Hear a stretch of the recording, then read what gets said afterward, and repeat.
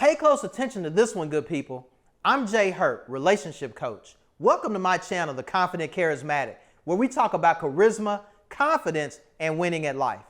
I've been in roles where people didn't want to pay, or they would actually try to pay me less than others in the same role and not even try to hide it. Pay increases are important, and your confidence and charisma will help you get these raises, but you're going to need other tips to take you across the finish line. I'm going to give you 5 tips when used in conjunction with each other will help you get a pay raise whenever you ask for it. Are you ready? Do you want to hear it? Let's get it.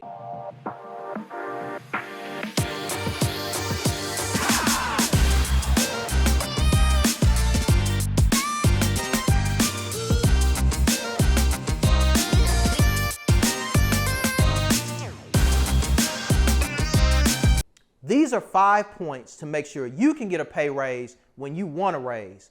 Make sure to pay close attention to number 3. Let's dive in. Track all of your wins.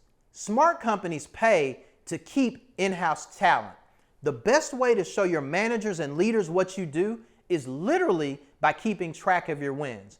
Keep the small and large wins on deck. You might think small wins won't help you get a raise, but au contraire, mon frere. I know about 10 words in French, and I'm going to drop them every chance I get.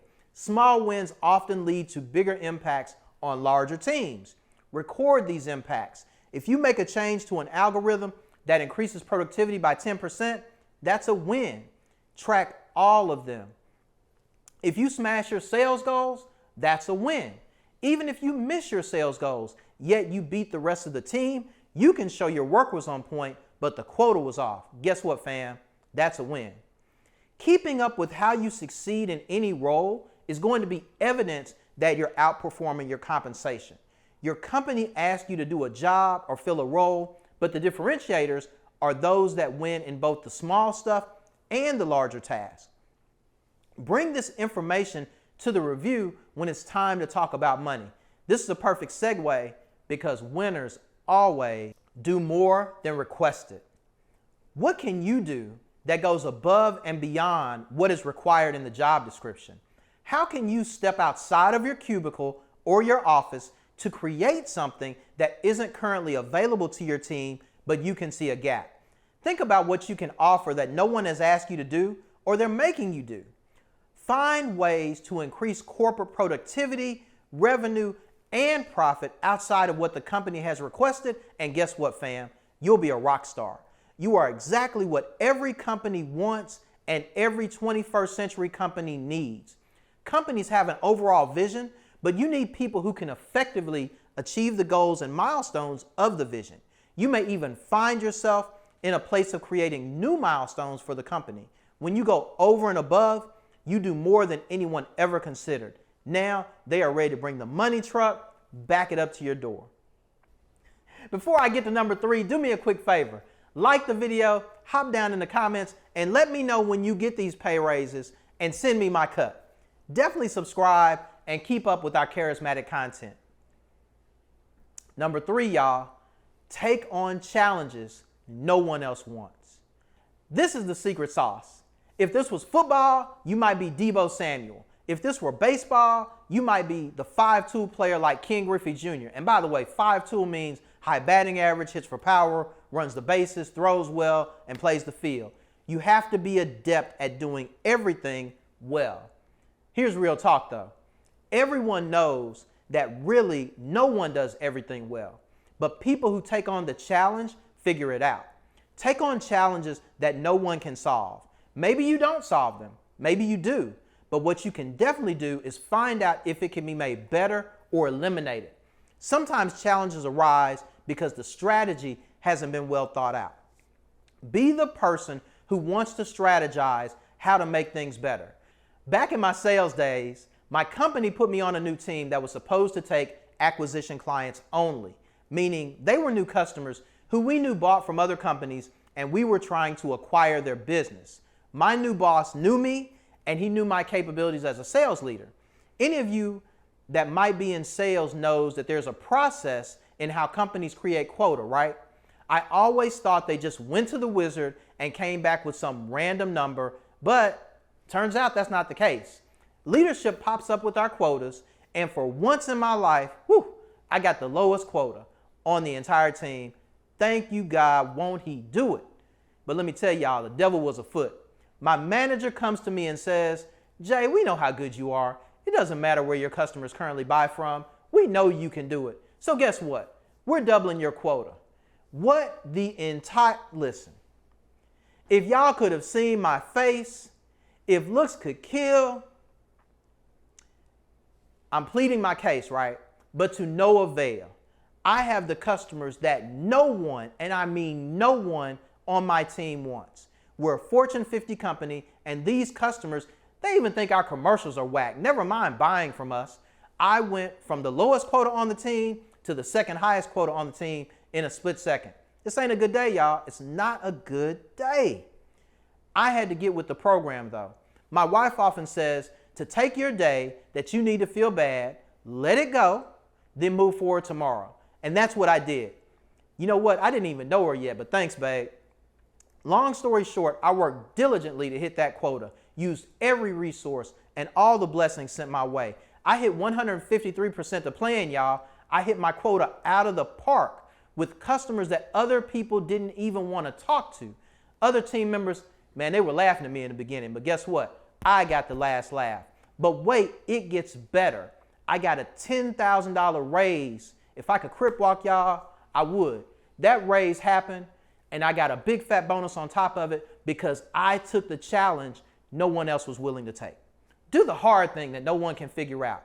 Take the challenges no one else wants. Your company will give you more latitude than normal and likely more resources. You learn to lead, be flexible, a team player, because you're going to need a team, and drum roll please, you can ask for more money because you have shown your worth where others wouldn't dare to tread. Show leadership. In every role, you can lead. Sometimes it could simply be leading by example, doing the work that's asked of you, being on time. If you've ever been my manager, though, stay out of the comments about my timeliness. We don't need that. Being a team player, there are ways we can show leadership by example. Here's a news flash, y'all. People want to pay leaders. People who lead by example are the people that management brings on stage to give bonuses and kudos. Show leadership, my people. If you have an opportunity to be a team lead, a coach, a mentor, or supervisor, take it. Yes, it's likely more work and possibly more headaches, so to speak. It's also an opportunity for you to show not only to your management team that you're capable of leading, but you can show yourself how great of a leader you can be. Leaders at all levels are always in line for compensation increases. Position yourself to be that leader who people can trust and look to for respect. You'll consistently put yourself in position to easily achieve the goal of the final tip. Tip number 1, you know what that is, y'all? Ask for the bag. It sounds simple, but if it was that simple, everyone would do it, right? Please believe I asked for a raise when I got the 10K. I knew my worth. You have to know your worth, but that's only half the battle. You also have to have the file to present your worth.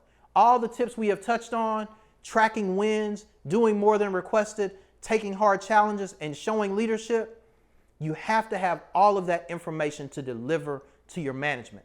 Have you ever seen a movie where someone's negotiating and they slide a number across the table? You can do that too. But first, let's create the folder with those components I just mentioned and slide them across the table to your boss.